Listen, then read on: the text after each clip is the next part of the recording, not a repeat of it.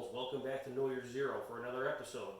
Today we're going to talk about a Wildcat cartridge 22-284 Winchester. The parent cartridge from this was developed in 1960, 284 Winchester with a rebated rim and a fairly straight body taper. In 1964, Bob Hutton wrote an article for Guns and Ammo magazine where he took that 7mm, necked it down to 22 caliber. And in the article it says the fastest 22 on the planet. Well, back then he was pushing over 6,000 feet per second with a 15 grade bullet. So it's come a long way since then. Now this is 2020. This cartridge is now 56 years old. It's been around that for a long time. The way to form it is if you take the parent cartridge, which is 7mm, or you can buy now commercial, readily available, 6.5 284. You can run that through a form die and you can neck it down to 6mm. I would suggest at that point turning your necks to 14 thousandths because they're going to fatten as you're shrinking things down. They're going to get thick. At that point, after the necks are turned, run them through a 22-284 full-length die and you've got a case ready to fire for them in your Wildcat chamber. Let's just kind of go over the gun we're going to use in this example. This is a 98 Mauser with a stainless steel 27-inch 1-in-9 twist barrel. It's been cryogenically treated at 300 below. It gets treated with a graphite suspended solvent before the rounds are fired through there, just to slow down throat erosion, that kind of thing. It has a custom handmade stock. I got the blank out of California and worked from this point to what you see right now. It's a glass bedded, free floated barrel, pillar blocked. Has a Morgan adjustable buttstock, fully adjustable. It has a jarred 6-ounce trigger on it, and bolt is jewel, runs nice and smooth. It's got a Winchester side safety modification to the Mauser that I did on there to make it easier. Optics are 4-20. It's a second focal plane, mounted in Leopold rings.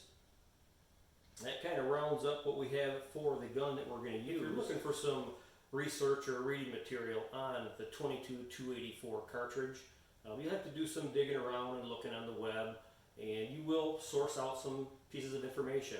I found a DVD through Handloader that I ordered. It's got a good article in it. The original 1964 Guns and Ammo by Bob Hutton, that's a classic. If you can get your hands on it, I would suggest that. Another Handloader article with just some 22-284 loading info, and a load data book for 22-284 Wildcat. This has a lot of history in it, load information, and go to my website and check it out. They're still available. So once you have some of your load data in your hands and you've read over it and you're trying to decide on what powders to use, there's a couple other websites you can go to. Long Range Hunter also has an article I wrote on there with the 22-284 Wildcat. And if you go to my site, knowyourzero.com, there's a big lengthy article, history, everything on this rifle build, load development, accuracy tests, everything. So once you've decided, okay, I'm ready to get some powders and get going with this, what I found with this particular rifle in my location is H1000 is the best powder I've found to give performance and velocity. I'm using Federal 215 Magnum primers to ignite 53 grains of powder, and I'm using a Hornady 75 grain VMAX bullet. And I get outstanding accuracy. Quarter minute of angle is not a problem. And I'm not looking to push this thing as fast as I can, because with overbore cartridges you get throat erosion, immense throat erosion, with burning kernels of powder being shoved down the barrel while the payload's still burning. So you need to be careful of that, and that's just nature of the beast with overbore cartridges. So up here you're going to see the process to go from empty case to reloading it, and what I've used for the powders and primers and bullets. It's worked great for me. If you're a reloader like I am, you're always looking for different things. You want to just try something different, out of the normal. and that may gravitate you toward this extreme overbore 22-284. Are there other 22 caliber overbore cartridges? Yes, there's plenty. I just liked the 22-284. It's not a real popular one, but it is a hot rod. So what can you do with this hot rod? I mean, it's been 56 years putting the primer in, trying different powders, treating the barrels, same old, same old. And you read on the forums, everybody's like, you better invest money in a barrel company. 20 rounds, it'll be gone. 100 rounds, it'll be gone. Well, barrels are like tires on your car. They're meant to be used, replaced, it's expendable. So I'm not really too worried about that. But getting back to the case, what can we do? What can you do to improve this thing? Well, way back in the 40s, there was a theory, a concept that was going around called front ignition. And many people have tried it. It's been around for a long time. This is an example of a front ignition case.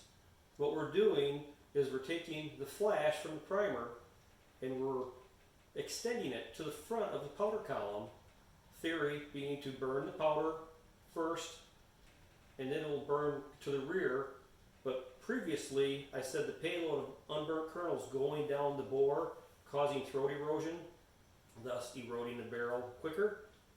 The concept of front ignition is to have hot gases going down the barrel, keeping all the burning in the case going on, slowing throat erosion. That's what I'm going to be trying next. I've got the components, I have brass prepped and ready to go, and I'm going to be doing some tests, velocity. I can't really do chamber pressures because I don't have the equipment to do that, but I'm going to see what it works out to. There's a lot of people that have done it, you know, people that like it, people that don't. But front ignition, maybe that's the next step in the 22-284 Wildcat that'll really wake it up. So stay tuned, there'll be other episodes coming through. I'll show you some prep steps and things like that. So thanks for tuning in, and don't forget to hit that subscribe button and hit the bell.